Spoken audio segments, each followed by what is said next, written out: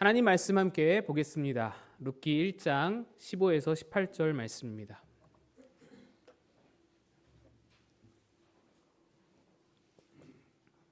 구약성경 402면에 있는 룻기 1장 15에서 18절까지의 말씀입니다.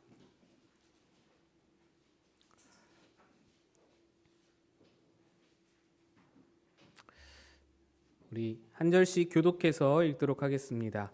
나오미가 또 이르되 보라 내 동서는 그의 백성과 그의 신들에게로 돌아가나니 너도 너의 동서를 따라 돌아가라 하니 룻이 이르되 내게 어머니를 떠나며 돌아가라 강권하지 마옵소서. 어머니께서 가시는 곳에 나도 가고 어머니께서 머무시는 곳에서 나도 머물겠나이다. 어머니의 백성이 나의 백성이 되고 어머니의 하나님이 나의 하나님이 되시리니 어머니께서 죽으시는 곳에서 나도 죽어 거기 묻힐 것이라. 만일 내가 죽는 일 외에 어머니를 떠나면 여호와께서 내게 벌을 내리시고 더 내리시기를 원하나이다 하는지라. 나오미가 룻이 자기와 함께 가기로 굳게 결심함을 보고 그에게 말하기를 그치니라. 아멘. 기도하겠습니다. 하나님 아버지, 오늘도 우리를 불러주셔서 말씀 앞에 세우시니 감사합니다. 주의 말씀이 우리 마음에 잘 심기도록 역사해 주시고 100배의 열매를 거두도록 인도하여 주옵소서. 전한 자 감추시길 바라고 예수 이름으로 기도합니다. 아멘. 할렐루야. 오늘은 어린이 주일입니다. 어린아이처럼 하나님을 전적으로 의지하는 여러분에게 우리 하나님이 어린아이처럼 안아주시고 하나님의 크신 은혜로 여러분에게 함께 해주시기를 바랍니다. 작년에 유키즈라는 TV 프로그램에서 어떤 소아정신과 전문의가 나와서 사춘기 자녀들에 대해서 이야기를 하는데, 저희 집에 사춘기 아들이 셋이나 있다 보니 관심이 생겨서 이제 보게 됐습니다. 그 선생님은 자기 자신도 자녀들이 사춘기 시절을 지날 때 경구처럼 마음에 새겼던 문구가 한 가지 있다라고 하면서 소개를 해주었습니다. 그 문구가 이랬습니다. 당신의 자녀를 당신 부부에게 찾아온 귀한 손님으로 여겨라. 당신의 자녀를 당신 부부에게 찾아온 귀한 손님으로 여겨라. 여러분 집에 귀한 손님이 찾아오면 어떻습니까? 일단 반갑죠. 반갑고 극진하게 대접하고 싶어집니다. 그런데 우리는 손님 대접을 나 중심으로 하지 않습니다. 내가 좋아하고 내가 원하는 것을 그에게 강요하지 않습니다. 둘째로 귀한 손님이니까 소중히 대접합니다. 내 소유가 아닙니다. 그는 내 소유물이 내 소유한 사람이 아닙니다. 그를 개별 인격체로 여겨서 그의 의견이나 그의 취향이나 그의 상태에 대해서 모두 다 존중해 줍니다. 또 셋째로 그를 언젠가는 떠날 사람으로 여깁니다. 내가 그 손님을 계속해서 붙잡아 둘 수가 없습니다. 시기는 모르지만 언젠가는 떠나가는 것이 손님입니다. 자녀를 귀한 손님으로 여겨라 라는 것은 이 세 가지를 자녀들에게 적용하는 것입니다. 부모 중심적으로 자녀에게 강요하지 말고 그를 개별적인 인격체로 존중해주며 언젠가는 떠날 사람으로 여기라 라는 것입니다. 저도 이 말에 깊이 공감이 됐습니다. 특히 세 번째, 언젠가는 떠날 사람이다 라는 말이 조금 서글프면서도 많은 공감이 됐습니다. 품 안의 자식이다 라는 것이죠.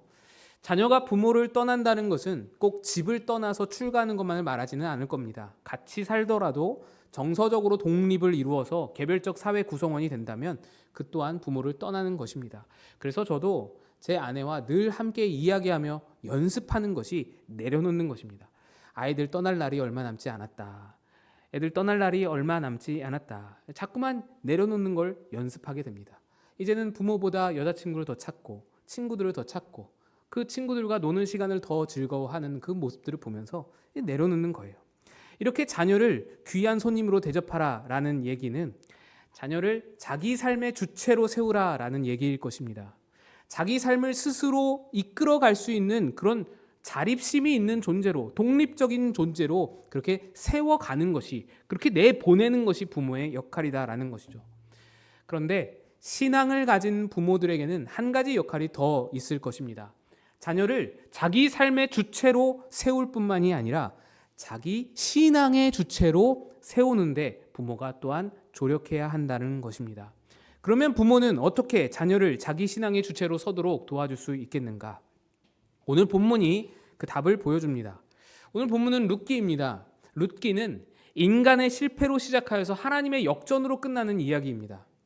이야기를 시작하는 그 인간의 실패라는 것이 어떤 실패인지 보면 한 부부가 두 아들을 데리고 베들레헴에서 잘 살다가 베들레헴에 갑자기 기근이 들어서 가서는 안 될 땅 모압으로 가게 되면서 실패를 경험하게 됩니다.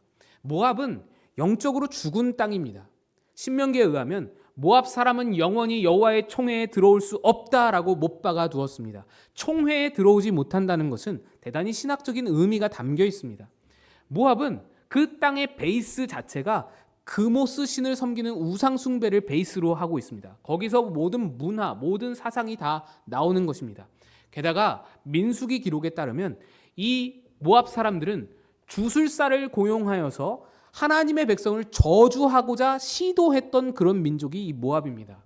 이것은 하나님의 구원 역사가 흘러가는데 그 역사를 거스르고 방해하고 대적하고 적대했던 세력이다라는 뜻입니다.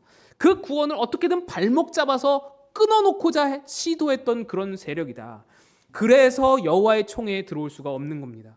하나님의 은혜의 역사를 세상 방식으로, 세상의 힘으로, 가진 권력으로, 가진 능력으로 이걸 어떻게 거스르고자 했던 대표 주자가 모압인 겁니다. 이 가족이 베들레헴을 떠나서 모압으로 향했는데 그들이 떠나기로 결정한 베들레헴은 어떤 땅입니까? 하나님의 약속이 걸린 땅입니다. 그 이름의 뜻도 떡집이라는 뜻으로 하나님의 약속이 걸려있는 그런 곳이 베들레헴입니다.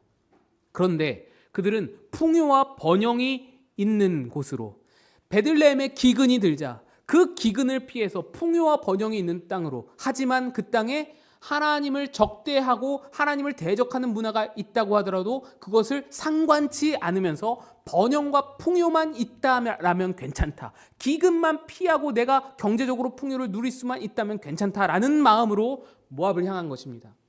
그들은 잠시 기근을 피하기 위해 모압을 간 것이 아닙니다. 아예 거기서 눌러 살 작정으로 아들들을 모압 여인들과 결혼을 시켰습니다. 여러분, 결혼을 시킨다는 것에서는 굉장히 큰 의미가 담겨 있습니다. 그곳에서 그 모든 사람들과 관계를 맺고서 경제적인 안정을 꾀한다는 것이 결혼에 담겨 있는 의미입니다. 그러고는 10년 이상을 눌러앉아 살았습니다. 그러니까 하나님의 약속과 하나님의 보호하심과 그 모든 하나님의 걸려있는 모든 은혜보다 물질적인 풍요와 세상의 힘, 세상의 방식들을 선택한 것이다 라고 볼 수 있는 겁니다. 그런데 그 결과는 어땠습니까? 완전한 실패였죠. 그 모압에서 남편이 죽더니 두 아들마저 죽어버렸습니다. 그래서 세 과부만 덩그러니 남아 그렇게 살아가게 된 것입니다.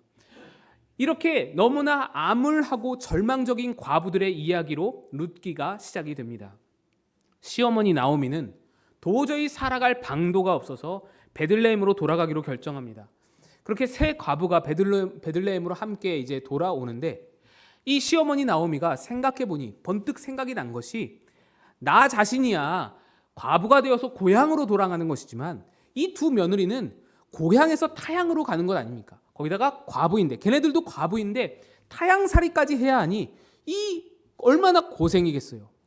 과부인 며느리들을 내가 데리고 가는 건 나에게는 조언이고 나에게는 유익이 되고 나에게는 힘이 되는 일이지만 얘들 입장에서는 이게 고생만 되고 무슨 선한 것이 있겠습니까? 내가 아들을 또 낳을 수 있는 것도 아니고 이들을 시집 보낼 수 있는 어떤 형편이 있는 것도 아니고, 그래서 며느리들에게 말합니다. 나 혼자 갈 테니 너희는 여기서 재혼해서 너희 인생을 살아라, 새 인생을 살아라. 그랬더니 두 며느리가 아니라고 어머니를 끌어안고 울고불고 합니다. 따라가겠다고 합니다.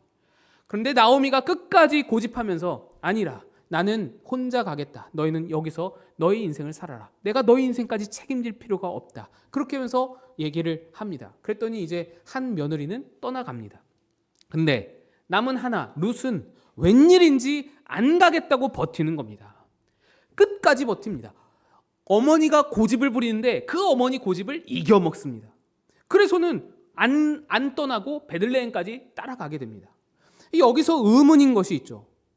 보통 일반적인 며느리들은 시어머니의 시자만 들어도 치를 떠는 그런 것이 일반적인 며느리인데, 그래서 뭐 시금치도 안 먹을 뿐만 아니라 시래기도 안 먹고 커피에 시럽조차 안 타는 것인데, 그런 형편에서 룻은 이상하게도 시어머니를 붙쫓는단 말입니다. 나오미에게는 더 이상 선한 것이 없습니다. 뭐 받아먹을 게 없습니다. 아들이 태어날 가능성도 없고, 이 나오미가 결혼을 해서 아들을 또 낳는다고 해도 그 아들이 언제 클 때까지 기다리겠습니까? 오죽하면 나오미가 스스로 자기 이름을 마라라고 고쳤겠어요. 쓰다라는 의미로 바꾸겠어요. 베들레헴 가봐야 거기에 무슨 재산이 있거나 무슨 넓은 땅이 있거나 집이 몇 채가 있거나 그런 게 아닙니다. 베들레헴 떠날 때 이미 그곳에 있는 재산을 다 처분해서 그렇게 해서 모압으로 가져갔다가 쫄딱 망해서 돌아온 겁니다. 어머니 따라가 봐야 청상 과부 둘이서 온갖 괄시를 받으며 무시를 받으며 구걸하며 살아가야 하는 것이 정해져 있는 결론입니다. 그런 삶을 향해서 룻이 나아가는 겁니다. 왜 그렇습니까? 룻이 왜 그럴까요? 룻이 착해서 그럴까요? 효부라서 그럴까요? 절대로 그렇지 않습니다. 착한 게 아니에요. 그녀의 말 속에 의미가 담겨 있습니다. 왜 따라가는지 그녀의 말에 담겨 있습니다. 나오미도 룻의 말을 듣고 더 이상 권유하지 않습니다. 설득할 수 없다고 포기하게 됩니다. 그 말이 오늘 본문입니다. 룻의 말.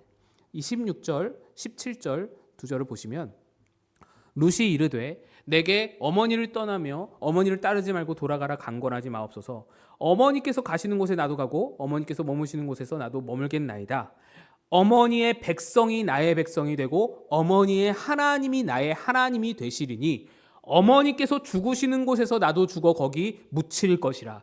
만일 내가 죽는 일 외에 어머니를 떠나면 여호와께서 내게 벌을 내리시고 더 내리시기를 원하나이다.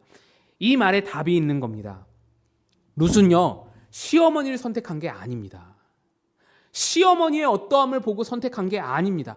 룻은 시어머니가 아니라 하나님을 선택한 것입니다. 시어머니의 하나님이 나의 하나님 되기를 바라고 있습니다. 룻은 시어머니의 하나님을 본 것입니다.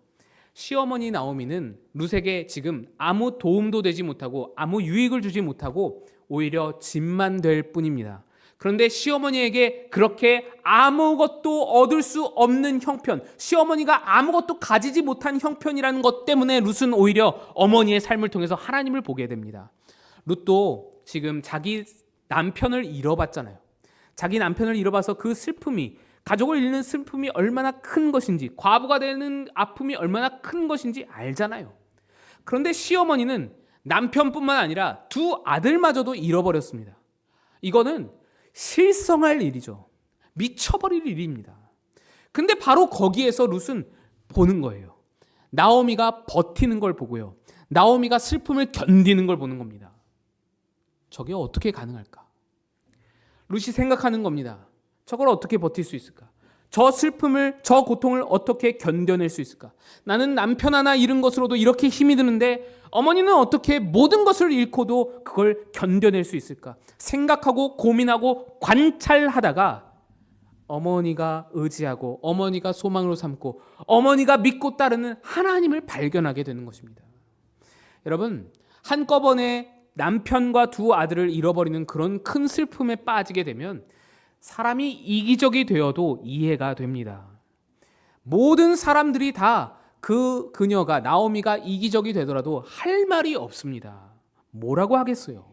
이기적이 되어도 되죠. 좀 이기적으로 살아도 됩니다. 그렇게 큰 고난을 당했으니, 한꺼번에 그런 큰 고난을 당했으니 다들 이해해 줄 겁니다. 지금 나오미는 자기가 살려면 한 살이라도 젊은 이 며느리를 데리고 가야 합니다. 데리고 가서 그 며느리를 통해서 먹고 살 수 있습니다. 그 젊은 며느리가 가야 이삭죽기라도 좀 할 것 아니에요. 며느리를 데려가는 것은요, 이 어머니에게 당연한 권리입니다. 오늘날처럼 남편이 죽었으니 뭐 각자 인생 알아서 살지, 이게 아닙니다. 당연한 권리인 것이, 이 며느리는 나오미가 자기 지참금을 내어주어서 사온 며느리입니다. 그러니까 내 재산이에요. 우리 집 식구입니다. 그 며느리에 향한, 시어머니에게 며느리를 향한 당연한 권리가 있는 거예요. 소유권이 있는 거예요. 그런데 나오미는 너무 힘들어서 자기 생각밖에 나오지 않을 그런 상황에서 정신을 차리고 자기 권한이 있는, 마땅히 권한을 누려야 할 그런 대상인 며느리를 사랑해주고 배려해주고 그의 인생을 존중해주고 그를 생각해 주어서 너 여기 남아라 라고 말하는 거예요. 너 내가 데려갈 수 없다. 너 고생밖에 못한다. 너 여기 남아라 라고 말하는 거예요. 어머니 나오미는 고난 속에서도, 힘겨운 고난 속에서도 자기 이익만 바라보면서 무너져 내리지 않고 하나님의 은혜를 바라보면서 하나님의 은혜를 힘입어서 하나님의 뜻을 내 삶에서 살아내고자 애쓰고 있었습니다. 고난 중에. 여기서 루시 깨달은 겁니다. 저 힘이 어디서 나오나? 저런 하나님이면 내게도 소망이 있겠다. 내 아픔과 내 시련 중에도 저런 하나님이라면, 저렇게 그 모든 아픔을 이겨내고 올바름을 붙들 수 있는 그런 하나님이라면 나에게도 소망이 있다. 나도 저 하나님을 의지하고 싶다. 나도 저 하나님을 섬기고 싶다. 룻이 그래서 떠나지 않고 어머니를 따르는 것입니다. 룻에게 있어서도 고향으로 돌아가는 것이 충분히 이익이지만 어머니가 먼저 자기 이익을 버리고 하나님의 방식을 선택하여서 손해를 감수하고 하나님을 따르는 것을 보여주었더니 그것을 보고 하나님이 어떤 분인지 자기가 직접 경험하기를 바라면서 자기 이익보다 어머니의 하나님을 내 하나님으로 섬기는 그것을 선택하는 것입니다. 나오미는 특별한 믿음을 보인 게 아닙니다. 성경을 몇 번을 통독하고 암송을 줄줄하고 매일 기도하고 그런 모습을 보인 게 아니잖아요. 그녀의 삶의 고통, 그녀의 인간의 힘으로 견딜 수 없는 그 환난 가운데서도 어떻게 하나님의 뜻을 지킬 수 있는지, 어떻게 올바름을 지킬 수 있는지, 어떻게 실제적으로 하나님의 도움과 하나님의 소망이 우리 가운데 역사하는지를 그녀의 삶으로 나타내 보인 겁니다. 처음에는 자기 이익을 위해서 모압을 선택함으로 거기서 실패를 경험했지만 이제는 손해를 감수하고 하나님의 방식을 선택하는 자가 되어서 하나님을 멋지게 보여주고 있는 것입니다. 우리는 자녀의 신앙교육에 자주 실패합니다. 그 이유가 뭔지 제가 곰곰이 생각해 보니 우리는 자꾸 자녀에게 자기가 가지고 있는 신앙적 지식을 가르치려고 하고 내 신앙을 보이려고 합니다. 저도 어렸을 때 헌금 빼돌리다가 많이 혼났거든요. 헌금 빼돌리면은 부모에게 혼쭐이 나죠. 그런데 그러한 훈육은 물론 그 훈육이 필요하지만 그 훈육은 자기가 가지고 있는 헌금관, 헌금에 대한 의미, 자기 신앙의 어떤 지식 이런 것들을 아이에게 보여주는 것이죠. 심어주는 것이죠. 그런데 정작 우리가 심어줘야 할 것은 무엇이냐? 내가 하나님께 내어드리는 삶을 살았더니 하나님이 내 인생을 이렇게 책임져 주시더라.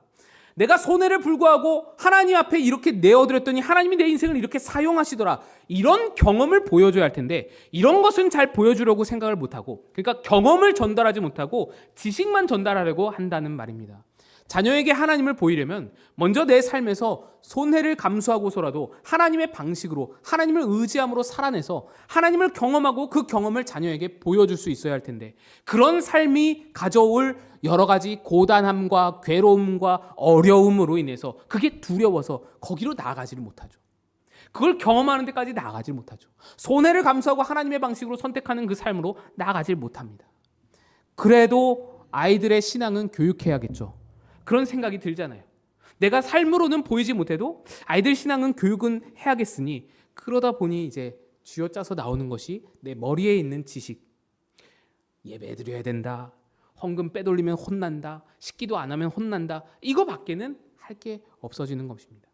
그런데 여러분, 그렇게 되면 자녀들 마음속에 뭐가 남을까요? 우리 아빠 신앙 좋아. 우리 엄마 신앙 좋아. 우리 엄마 아빠 기도 열심히 하셔. 엄격하셔. 그런데 나는 그렇게 살고 싶지 않아. 그런데 나는 그렇게 못하겠어. 이거밖에는 남는 게 없어지는 겁니다.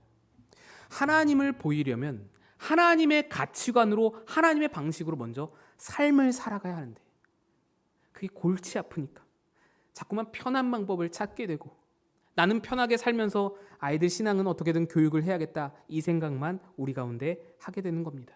그러면서 정작 우리가 삶에서 선택하는 것들은 어떤 것입니까? 우리의 선택은 하나님이 아니라 모압인 경우가 더 많은 것 같습니다. 자녀들에게 하나님의 가치관을 내 삶으로 보여주는 것이 아니라 세상 가치관을 더 많이 보여주는 현실입니다. 너 그렇게 살면은 이 세상에서 너 뒤처질 수밖에 없다. 너 그 성적 가지고 어떻게 살래? 어떻게 사람 노릇하고 살래? 세상 가치관을 더 많이 보여주죠. 근래에 4세 고시와 7세 고시가 있다라는 얘기를 들어보신 적이 있을 겁니다. 대치동에서 실제 벌어지고 있는 일들인데요. 그곳에서는 초등학교 입학 전에 영어 유치원이 이제 필수 코스가 되었답니다.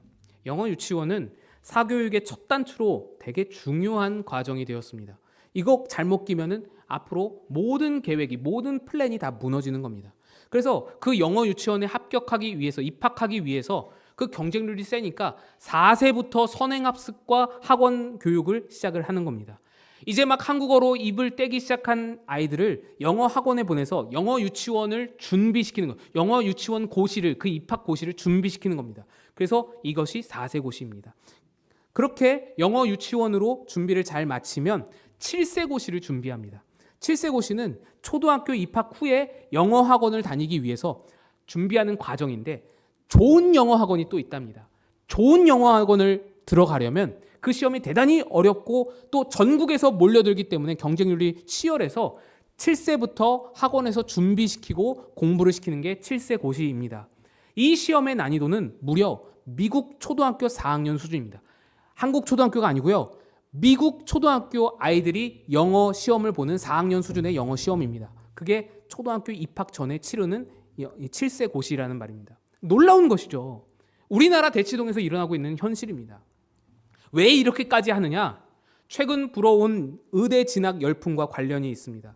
의대 입시는 수학이 매우 중요한데 그 중학교 이후로는 수학에 전념을 하기 위해서, 중학교 이후로는 수학에 모든 시간을 다 쏟기 위해서 영어를 따로 익힐 시간이 없는 겁니다. 그래서 선택한 것이 영어는 초등학교 이전에 마스터를 한다. 초등학교 때에 마스터를 한다. 이 계획, 이 플랜이 돌아가기 시작한 겁니다. 실제로 초등학교 저학년 때 대입 수능 영어를 풀 수 있는 수준을 맞춰놓는다고 합니다. 대입 수능을 초등학교 저학년, 3학년 때 이미 풀 수 있게 되는 거예요. 일반 고등학생들도 쩔쩔매는 그 수능 영어를 초등학교 3학년이 푸는 겁니다. 이 모든 과정을 자녀 의대 입시를 목표로 하는 17년 로드맵으로 짜놓고 있습니다. 4세부터 20세까지 17년 동안 촘촘한 로드맵으로 총 5억 원이 들어가는 17년짜리 인생 계획을 세워놓고 그걸 하나하나 밟아가면 따라가는 겁니다. 4세부터 그게 틀어지면 다 틀어지는 거예요. 그걸 천천히 다 따라가야 되는 거예요. 5억 원의 비용과 17년의 시간을 투자해서 의사를 하나 만들어내겠다라는 겁니다. 그게 오늘 대치동의 현실입니다. 상황이 이렇다 보니까 그 대치동에만 한의원이 50개가 넘는데 모두 다 학생들과 학부모를 주된 고객으로 삼고 있습니다. 스트레스 줄여주는 약, 숙면을 할 수 있는 약, 집중력을 올려주는 총명탕, 시험 직전에 먹는 청심환, 이런 것들이 가장 잘 팔리는 약들이라고 합니다. 그들은 이러한 것을, 이러한 삶의 어떤 기준과 아이들을 이렇게 내가 통제해서 만들어내는 이런 것들을 부모의 역할로 여기고 내 재력과 내 시간과 내 능력을 동원해서 이 아이를 의사로 만들어내는 것, 어떻게든 잘 살아보자, 어떻게든 더 많이 벌어보자 라는 방향으로 최선을 다해서 정말 고군분투하면서 그렇게 아이를 만들어내고 있습니다. 하지만 신앙을 떠나서 우리가 모두가 느끼는 듯이 그건 부모의 역할이 아닙니다. 의사가 된다고 해도 먼저 사람이 되고 나서 의사가 되어야 하는 것인데 사람으로 갖춰야 할 것들을 다 건너뛰고, 예를 들면 사람에게 무엇이 더 중요한지, 소중한지, 뭐 진리, 선함, 아름다움, 공감, 사회성, 이런 것들, 인간성, 이런 것들 다 건너뛰고 그냥 그렇게 의사만 만들어 놓으면 그건 직업훈련학교이지 가정이 아닌 것. 과정을 무시하고 이 결과주의로만, 그 결과 중심으로만 달려가는 경주마를 만드는 것 아닙니까? 그냥 돈벌이 방법만, 성공하는 기술만 가르치는 것입니다. 결국 이런 방식으로 자라난 아이들은 어떤 진실성, 공동체 의식, 이런 것들을 배우지 못한 채 지식과 스킬과 능력만 갖춘 사회, 그렇게 갖춘 채로 사회로 내보내지게 됩니다. 그런 아이들이 서울의대, 서울법대 거쳐서 우리 사회의 엘리트층이 된다면 어떤 세상이 될까요? 지금도 그런 엘리트들의 동떨어진 사회의식, 동떨어진 결과 위주의 도덕 불감증 때문에 비난받는 일들이 종종 있는데 앞으로는 더 심해질 것이 불 보듯 뻔하게 된 것입니다.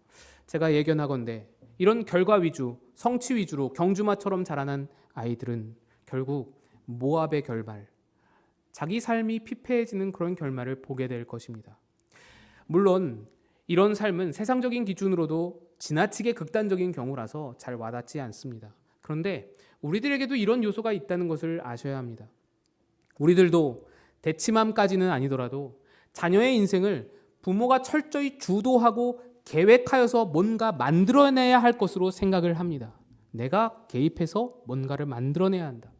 하지만 그렇게 되면 이미 서두에 말씀드렸던 손님은 아닌 것이죠. 더 이상 자녀는 손님이 아닙니다. 내가 만들어낸다면 그건 내 작품이고 내 솜씨입니다. 하나님이 없습니다.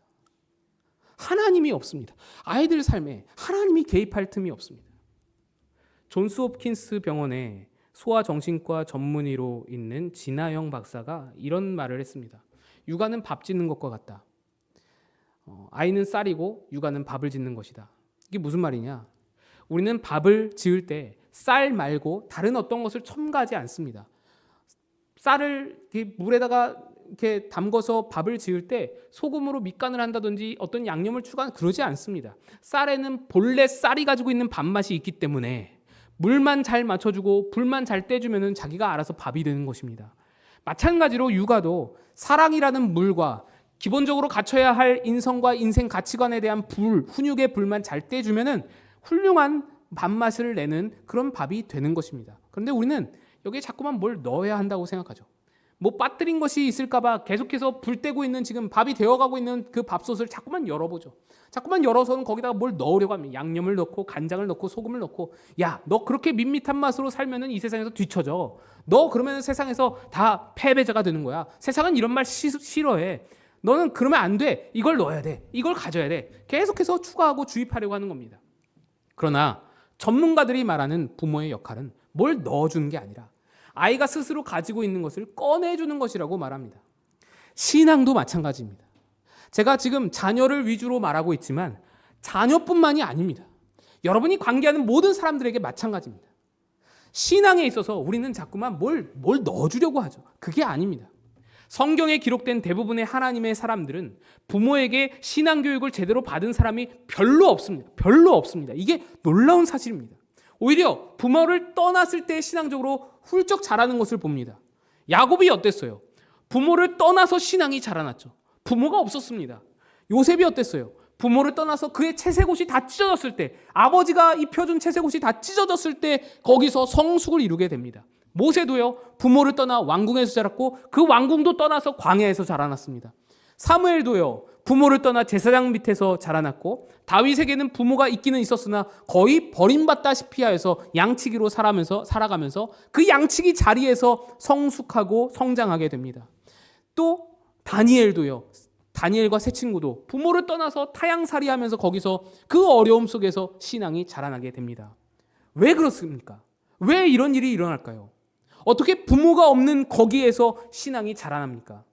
바로 그 자리에서 내 하나님을 직접 내가 만나기 때문입니다. 신앙의 교육의, 신앙의 전승의 가장 중요한 부분이 이것입니다.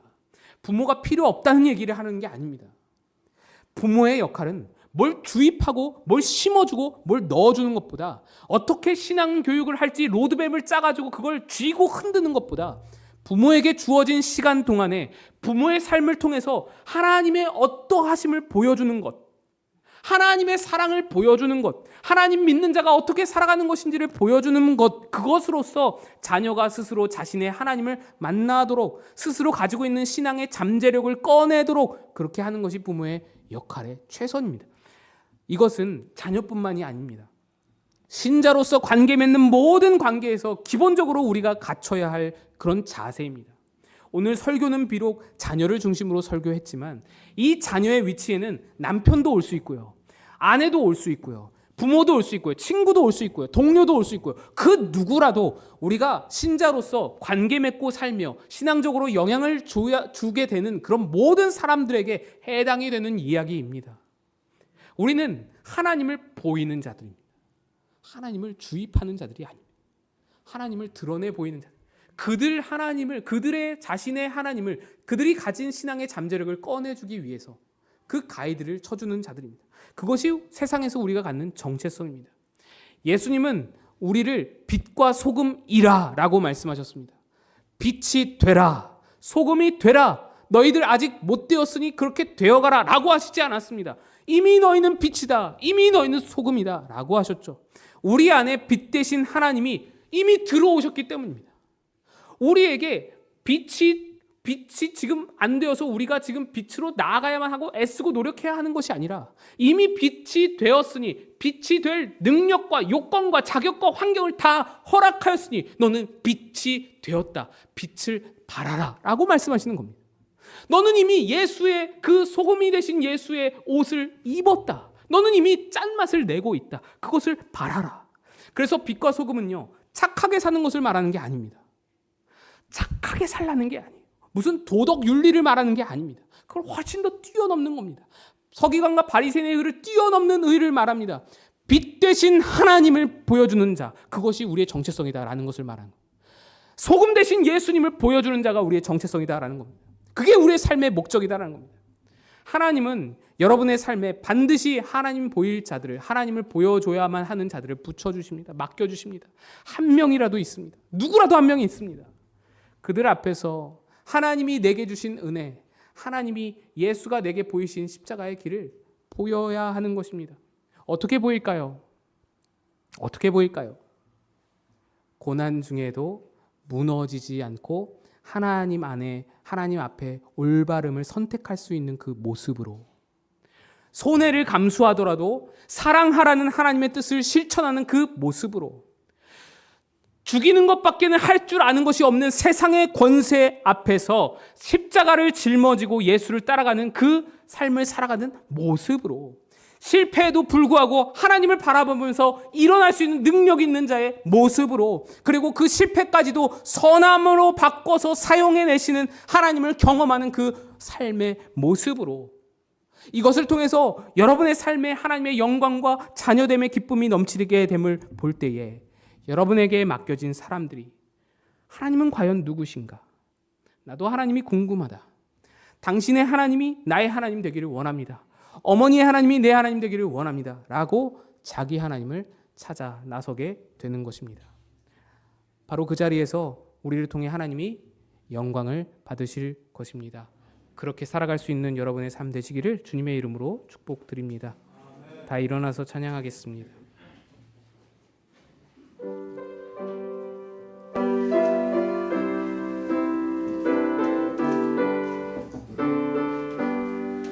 아침 해가 돋을 때 만물 신선하여라. 나도 세상 지날 때 햇빛 되게 하소서. 주여 나를 도우사 세월 허송 않고서 어두운 세상 지날 때 햇빛 되게 하소서. 새로운 은광음을 보람 있게 보내고 주의 일을 행할 때 햇빛 되게 하소서. 주여 나를 도우사 세월 허송 않고서 어두운 세상 지날 때 햇빛 되게 하소서. 한 번 가면 안 오는 빠른 광음 지날 때 귀한 시간 맞춰서 햇빛 되게 하소서. 주여 나를 도우사 세월 허송 않고서 어두운 세상 지날 때 햇빛 되게 하소서.